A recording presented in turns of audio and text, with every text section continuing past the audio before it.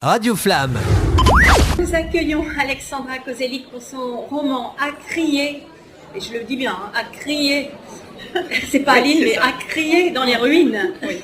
C'est une histoire d'amour, d'exil et de résilience qui se passe de 1986 jusqu'à nos jours et qui concerne à la fois l'Ukraine et la France. Je disais que c'est d'actualité puisqu'il est question aujourd'hui, on parle beaucoup d'Ukraine pour des raisons bien sûr dramatiques. Là, ça se passe aussi, il y a aussi une certaine intensité puisqu'il s'agit d'une séparation. Pouvez-vous nous expliquer qu'est-ce que cette histoire d'amour presque impossible? Oui, alors on va suivre deux personnages qui ont 13 ans au moment de la catastrophe de Tchernobyl. Donc nous sommes en 1986. Nous avons Léna et Ivan. Donc Léna a la possibilité de partir avec ses parents et elle arrive du côté de Vauville. Donc là, la coïncidence... Mais, je vous interromps tout de suite. Pourquoi Vauville? Ah, pourquoi Vauville? Eh bien, alors je suis d'origine normande, je suis canaise. Et quand j'ai découvert le Cotentin, je suis tombée un peu en amour de cette région sauvage. C'est une région qui est méconnue, mal connue. On dit « Oh, Cherbourg, il pleut », voilà.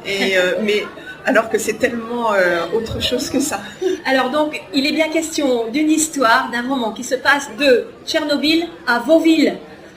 Chers visiteurs, écoutez bien ça quand même. Là, franchement, oui, bon, là, on est un peu chauvin par ici. On aime bien les gens qui aiment bien le Cotentin et franchement, ça va nous faire voyager de l'est à l'ouest. Oui, carrément. Oui, je vous laisse reprendre l'histoire.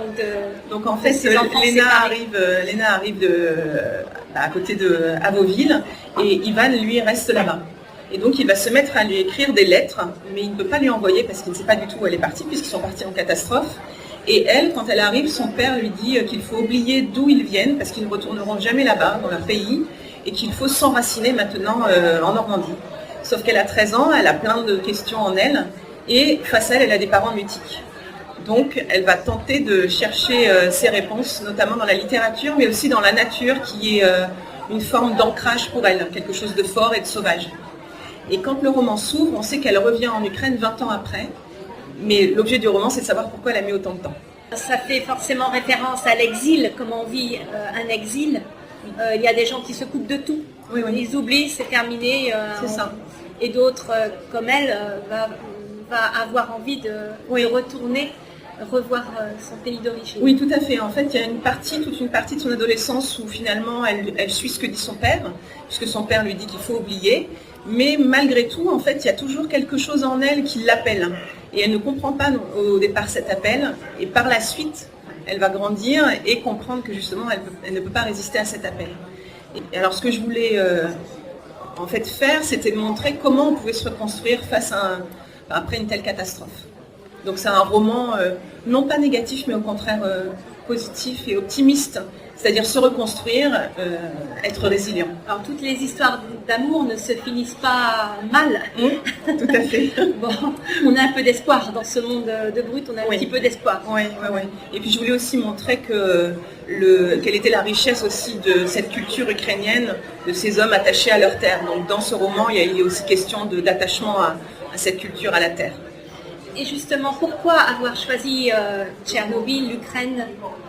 Est-ce que vous avez des liens avec ce pays? Oui, je suis d'origine ukrainienne. Mes 4 grands-parents sont ukrainiens. Ils sont venus en France dans les années 30, sur contrat de travail.